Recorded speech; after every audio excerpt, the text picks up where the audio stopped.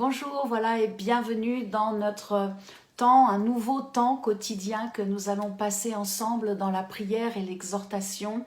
Je suis heureuse de vous retrouver donc chaque jour. Nous sommes confinés dans nos maisons et j'aimerais vraiment vous encourager et être un instrument utilisé par Dieu pour activer votre foi. Amen. Voilà, j'aimerais donc commencer aujourd'hui pour vous encourager dans la prière. Souvent, on nous pose la question à nous, hommes et femmes de Dieu, mais c'est quoi prier? Qu'est-ce que prier? Tout homme et toute femme ont un corps, une âme et un esprit. Notre corps bouge, voilà, ma main bouge, elle est vivante, le corps vit. L'âme aussi est vivante, elle pense, elle décide, elle ressent. Mais l'esprit, lui, a besoin d'une activation spirituelle. L'esprit est mort et a besoin d'être visité, connecté par la puissance du Saint-Esprit, l'Esprit de Jésus-Christ, afin qu'il puisse être enclenché et qu'il puisse vivre. Esprit et souffle ont la même racine en grec pneuma. Et si vous n'avez pas accepté Jésus-Christ comme le sauveur de votre vie, il est impossible que votre esprit puisse vivre éternellement. Car Jésus-Christ est la porte. Jésus est la porte étroite, choisie, afin que nous puissions entrer en relation avec notre Créateur, avec Dieu le Père, afin que nous puissions nous baigner dans la merveilleuse et douce présence de Dieu. Nous avons tous besoin de la grâce divine et nous avons besoin d'activer notre foi. Éphésiens chapitre 2 verset 8, c'est par la grâce que nous sommes sauvés, par le moyen de la foi. Et cela ne vient pas de nous, non, ni de vous, ni de moi. Cela est un don de Dieu, c'est un don de Dieu. C'est un peu comme sur nos ordinateurs, nous mettons un logiciel et nous avons besoin d'une clé d'activation. Eh bien, aujourd'hui, nous avons tous besoin d'activer notre foi. Et notre foi sera activée comment ? Par la puissance de la parole de Dieu. La parole de Dieu est la clé d'activation de notre foi. La foi vient de ce qu'on entend et ce qu'on entend vient de la parole de Dieu. Romains chapitre 10 verset 17. Nous avons tous besoin de rencontrer Dieu. Nous avons tous besoin de rentrer dans des temps d'intimité encore plus grands avec la personne du Saint-Esprit. Nous avons tous besoin d'avoir une communion plus forte encore avec Jésus-Christ. C'est un peu comme si vous vouliez avoir un temps d'intimité avec moi. Eh bien, il faut d'abord que vous le désiriez. Il faut que vous aimiez être en ma présence, que vous aimiez ce que je vous partage et que moi, je sois à l'écoute aussi de ce que vous allez me dire, qu'il y ait une belle confiance entre nous.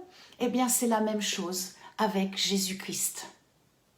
Il y aura d'abord le temps d'acceptation. Accepter que Jésus est le sauveur de votre vie. Accepter, cela veut dire reconnaître que nous sommes pécheurs et que nous avons besoin de Dieu. Nous traversons des temps difficiles et nous avons tous besoin de mettre Dieu dans notre vie. Et puis la deuxième étape, eh bien, c'est de vivre avec Jésus-Christ comme Seigneur. C'est-à-dire d'avoir un échange, de pouvoir lui parler, de pouvoir lui prier, de pouvoir le prier, de lui demander, de pouvoir écouter ce qu'il a à nous dire en lisant sa parole. Et puis ensuite, la troisième étape, eh bien, c'est de servir Jésus-Christ comme maître. Et là, c'est vraiment de donner tout notre cœur, toute notre vie, tout notre temps pour faire du bien à notre prochain, pour pouvoir l'aider à comprendre également quels sont les principes spirituels et c'est quoi finalement prier Dieu. Alors, prier Dieu, eh bien, c'est lui demander, c'est répandre son cœur, répandre tout ce qu'il y a dans votre cœur, vos inquiétudes, peut-être, oui, des fois, des choses que vous ne comprenez pas, avec vos mots. Dites, parlez à Dieu, il vous entend, il est vivant, il n'est pas sourd. Dites avec vos mots, avec vos émotions, vos cris, vos pleurs, et peut-être même aussi vos soupirs, vos silences. Dites à Dieu, il entend en Jésus-Christ ce que vous avez à lui dire. Prier Dieu, c'est bien sûr être reconnaissant. C'est lui dire chaque jour, pas seulement que le dimanche matin, chaque jour, oh Père, merci, merci pour la vie, merci pour le souffle de la vie, merci pour les battements de mon cœur, merci pour cette belle journée que tu as faite, merci pour ce temps qui est à part, où je reste à la maison, où je vais finalement prendre du temps avec ma famille. Vous savez, nous sommes, nous aussi, les hommes et les femmes de Dieu, toujours... nous, en tous les cas, souvent en mission, et nous ne prenons pas encore assez de temps aussi pour notre couple. Et c'est peut-être aussi votre cas. Les activités sont nombreuses, le travail demande beaucoup de temps. Et là, eh bien, Dieu met un temps à part où nous sommes donc confinés chez nous. Et vraiment, je vous encourage à davantage chercher Dieu. Approchez-vous de Dieu et il s'approchera de vous. Alors, j'aimerais finir... avant de prier, de prendre un temps de prière avec vous, un passage dans la première épître de Pierre au chapitre 1, la fin du chapitre 1 et le début du chapitre 2. 1 Pierre, chapitre 1, verset 24. « Car toute chair est comme l'herbe, et toute sa gloire comme la fleur de l'herbe. L'herbe sèche, et la fleur tombe. Mais la parole du Seigneur demeure éternellement. Et cette parole est celle qui vous a été annoncée par l'Évangile. » Chapitre 2. « Rejetant donc toute malice, toute ruse, la dissimulation, l'envie et toute médisance, désirez comme des enfants nouveau-nés le lait spirituel et pur de la parole, afin que vous croissiez par lui, si vous avez goûté que le Seigneur est bon. » Approchez-vous de lui, pierre vivante, rejetée par les hommes, mais choisie et précieuse devant Dieu. Peut-être les hommes vous ont rejeté, mais en tous les cas, aujourd'hui, Dieu, lui, est bon et Dieu vous a choisi et il dit que votre vie est précieuse. Alors, en cet instant, j'aimerais que nous puissions fermer nos yeux et vraiment prier, demander à Dieu une grâce particulière afin que chaque membre de nos familles soit béni, protégé et que nous puissions davantage nous approcher du cœur de notre Créateur. Amen.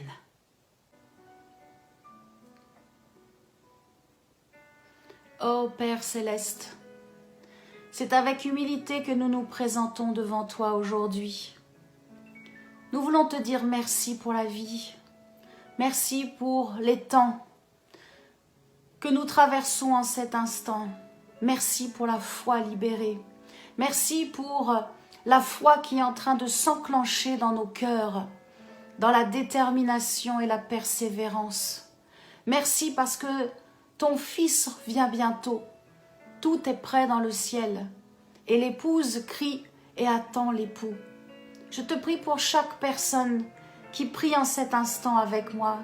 Je te demande grâce de les visiter, Saint-Esprit, s'il te plaît, afin que leur foi soit renouvelée, afin qu'ils puissent découvrir les merveilles de ta parole, les profondeurs de ta parole, et que dans ta grâce, tu nous accordes tes révélations, les mystères cachés dans ta parole. Merci pour ta parole qui est vraiment la clé d'activation de notre foi.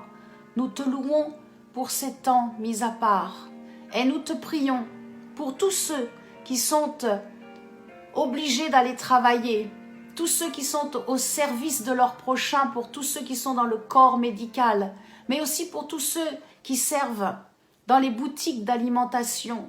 Je pense aussi aux routiers. Te prions vraiment, bénis-les, protège-les et que vraiment ta grâce, Père, les accompagne afin qu'ils découvrent que tu es un Dieu protecteur merveilleux. Nous te prions aussi pour les membres de nos familles. Merci Saint-Esprit, qu'à travers ces moments, ils puissent prendre davantage de temps pour que leur sentiment d'amour soit renouvelé, les uns envers les autres, et qu'ils puissent reconnaître que tu es bon, que tu es un Dieu qui est bon. Les choses qui passent, les virus, les parasites, les microbes ne viennent pas de toi, car toi tu es bon et tu es saint. Mais tu veux que chaque homme et chaque femme se rapproche de toi. Alors tu permets des choses, mais dans ta grâce, tu désires que chaque homme et chaque femme puisse se détourner du mal, puisse se détourner de toute méchanceté. Au nom de Jésus-Christ, que les liens de la méchanceté, les liens de la médisance soient rompus, coupés au nom de Jésus-Christ, et qu'aujourd'hui, vous puissiez sans peur vous approcher de celui qui est le Créateur de toute vie, de toute vie. Merci, merci pour nos personnes âgées que tu protèges et que tu gardes. Dans le nom de Jésus-Christ, nous t'avons prié et nous te disons merci pour la foi enclenchée, pour la foi motivée et pour les temps de mise à part. Nous nous soumettons à toi, Seigneur, et nous te disons simplement merci pour ton amour et reçois le nôtre en retour. Que la paix de Dieu descende maintenant dans votre cœur et que vous puissiez vous réjouir là où vous êtes et que vous puissiez découvrir quel Dieu merveilleux nous avons en Jésus-Christ. Voilà, je vous dis à demain vers 17h, 17h30 où là j'aurai un temps d'exhortation plus au niveau du combat, car nous prions Dieu, mais nous avons un ennemi sur cette terre qui s'appelle le diable et nous devons le combattre. Alors, c'est pour ça que j'ai mis mon épée derrière, l'épée qui est juste symbolique, mais qui est là pour représenter la parole de Dieu. Eh bien, nous aurons un temps encore autour de la parole de Dieu pour comprendre ce qu'est le combat spirituel. À demain!